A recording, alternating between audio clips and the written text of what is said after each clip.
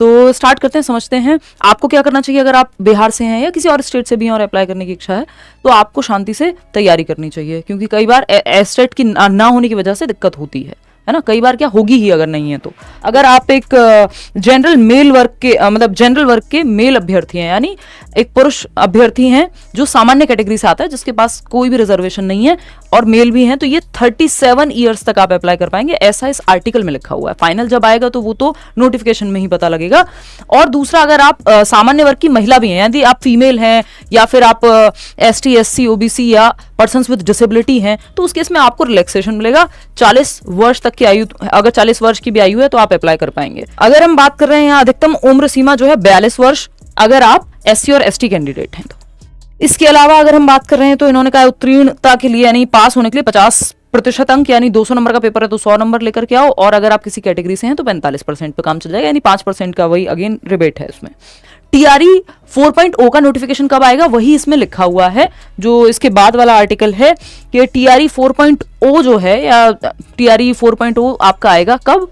BPSC का जो exam है, चौथा चरण जिसकी हम बात कर रहे हैं, वो जैसे ही एस्टेट परीक्षा हो जाती है, क्योंकि इस परीक्षा को कराने से क्या होगा, ये जो एस्टेट अगर बिहार स्टेट टेट जो ले लेंगे ये लोग, तो उसके बाद उनके पास इनफ कैंडिडेट्स होंगे जो BPSC TRE 4.0 के लिए एलिजिबल हों।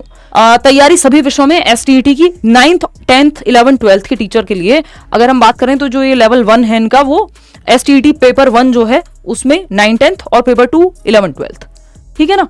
अगर आप पेपर 2 के लिए जा रहे हैं, इसका मतलब आपकी मास्टर्स यानी MA या जो भी MSc है आपकी, और साथ में B.Ed, उसमें भी 50% अंक लिखे हुए थे, जो पिछले वाली आपका आर्टिकल है कि 50% मार्क्स आपके मास्टर्स में और B.Ed आपने किया हुआ हो। और अगर आप पेपर 1 के लिए जा रहे हैं, 9th 10th के टीचर के लिए जा रहे हैं, तो उसमें आपका 50% मार्क्स आपके ग्रेजुएशन में प्लस आपने B.Ed किया हुआ हो, ऐसा लिखा हुआ है। इसमें बहुत सारी भाषाओं में आपका ये पेपर होगा, हिंदी, उर्दू, बांग्ला, मैथिली, संस्कृत, अंग्रेजी, भोजपुरी, गणित, भौतिकी विज्ञान यानी फिजिक्स, रसायन विज्ञान, आपका केमिस्ट्री और जीव विज्ञान, इतिहास, बहुत सारे विषय इसमें हैं। कि राज्य में जल्द ही सभी विषयों की माध्यमिक शिक्षक पात्रता परीक्षा STET होगी। शिक्षा विभाग ने बिहार विद्यालय परीक्षा समिति यानी जो आपका बिहार स्कूल बोर्ड है उसको कह दिया है कि परीक्षा कराने की हरी झंडी दे दी गई है, साथ ही विभाग की ओर से आवश्यक दिशा निर्देश भी भेज दिए गए हैं। अब बिहार बोर्ड जल्द ही चौथी STET का आवेदन लेने से लेकर परीक्षा तक की तिथि तय करेगा, और जो नियोजित शिक्षकों की तीसरे चरण की सक्षमता परीक्षा के बाद STET होने के आसार हैं।